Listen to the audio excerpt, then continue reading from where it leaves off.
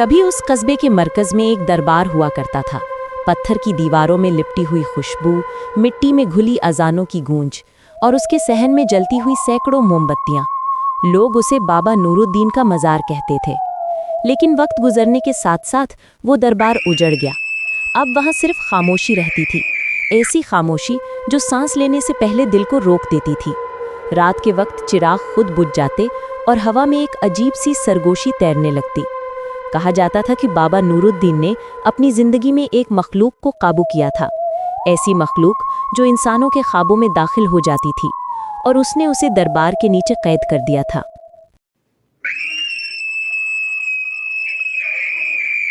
दरबार के सहन में एक कोना ऐसा था जहां कोई कदम नहीं रखता था। वहां एक जंग आलूद आहनी दरवाज़ा था जिस पर पुरानी अरबी आयात लिखी थी। गांव के बूढ़े कहते थे, ये दरवाज़ा बंद नहीं, कैद है। सदियों से ये दरवाज़ा बंद रहा, लेकिन एक रात जब आंधी चली, वो दरवाज़ा खुद ब खुद हिलने लगा। किसी ने उस आवाज़ को सुना नहीं, मगर दरबार के कोने में जमी राख में एक लंबी दरार पड़ गई। इसी रात करीब के गांव में एक बच्चा लापता हो गया। लोगों ने कहा हवाओं ने उसे उठा लिया, मगर एक बूढ़ी औरत ने कांपते हुए कहा, नहीं, वो नीचे चला गया है, दरबार के नीचे। ये किस्सा कारी अब्दुल वहाब का है, एक आलम जो कुरान के हर्फ हर्फ से वाकिफ था, मगर उसके दिल में एक कमजोरी थी, इल्म के पीछे छुपा गरूर। उसने सुना कि दरबार के नीचे कुछ बंद है। लोगों ने रोका, वो जगह जिन्नात की है, लेकिन अब्दुल वहाब ने मुस्कुराकर कहा, जहाँ कुरान की तिलावत हो वहाँ कोई जिन नहीं ठहरता। एक चांदनी रात वो दरबार पहुँचा, हाथ में दिया, दिल में यकीन और लबों पर आयात। मगर जैसे ही उसने वो जंग आलूद दरवाज़ा छुआ, दिया बुझ गया।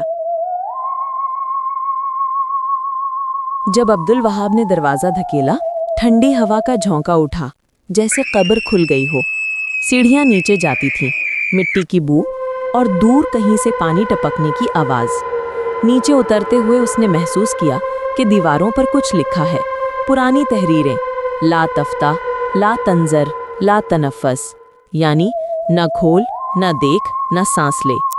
उसने दुआ पढ़ी, मगर आवाज़ वापस गूंज कर आई, जैसे कोई नीचे से दोहरा रहा हो।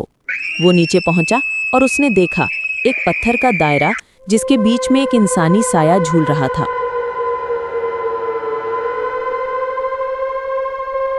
वो साया इंसान का नहीं था, आंखें धुंधले धुएं की तरह, चेहरा जैसे जला हुआ कागज और होठों पर वही आयत जो दरवाजे पर लिखी थी, मगर उल्टी।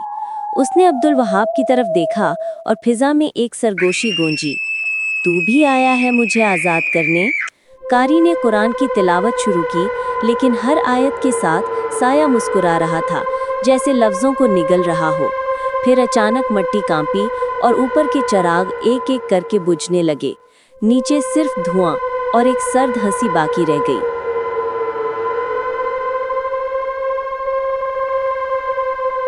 अगली सुबह लोग दरबार गए। दरवाज़ा खुला हुआ था, मगर अंदर अंधेरा। अब्दुल वहाब वापस नहीं आया, सिर्फ एक कटी हुई इमामा ज़मीन पर पड़ी थी। उसके बाद गांव में अजीब वाक़यात शुरू हो गए। बच्चे नींद में चलने लगे, मवेशी खुद ब खुद दरबार की सिमत भागते, और रात के तीसरे पहर मस्जिद के मीनार से आवाज़ आती, ला तफ्ताह।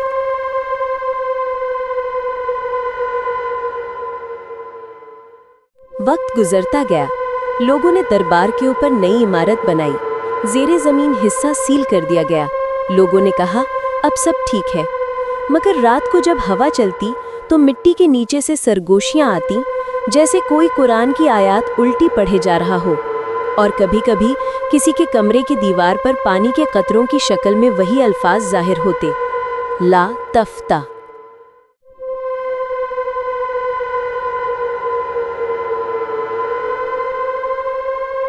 300 साल बाद एक तामीरी टीम वहां आई। उन्होंने कहा हम नीचे तहखाने को दोबारा खोलेंगे, लेकिन जैसे ही पहली ज़रब लगी ज़मीन के नीचे से चीख निकली। सब मजदूर भाग गए, सिर्फ एक नया इंजीनियर फवाद नीचे उतरा। उसके हाथ में टॉर्च थी। नीचे कुछ नहीं था, बस वही पत्थर का दायरा और उसके बीच में एक साया जो हिल रहा था।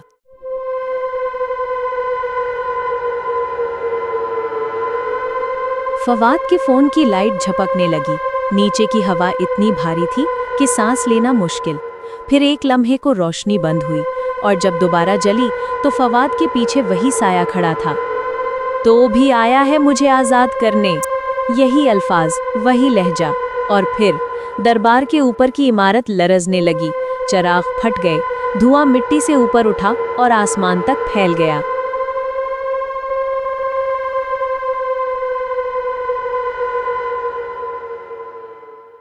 अगली सुबह दरबार का नामो निशान मिट चुका था।